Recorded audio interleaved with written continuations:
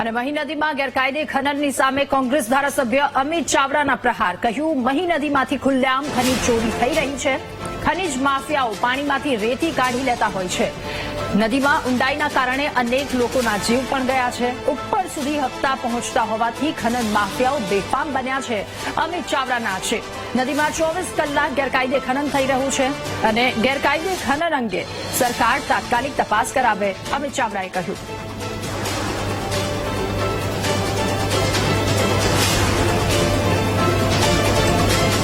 જે રીતે આણંદ જિલ્લામાં મહીસાગર નદીમાં ખુલ્લેઆમ 12 માસ ગેરકાયદેસર રીતે ખનન થઈ રહ્યું છે. વારંવાર સંકલન સમિતિમાં રાજ્ય સરકારને રજૂઆતો કરવામાં આવી છે, લેખિત પુરાવા સહિત રજૂઆત કરી છે કે પાણીની અંદરથી જે રીતે પાણીમાંથી રેતી કાઢવામાં આવે છે એના કારણે જે તે જળચર પ્રાણીઓ છે એના જીવનને પણ ખૂબ મોટું નુકસાન થાય છે. ત્યાં ઊંડાઈ વધી જવાને કારણે અનેક અકસ્માતો થયા અને લોકોના જીવ પણ ગયા.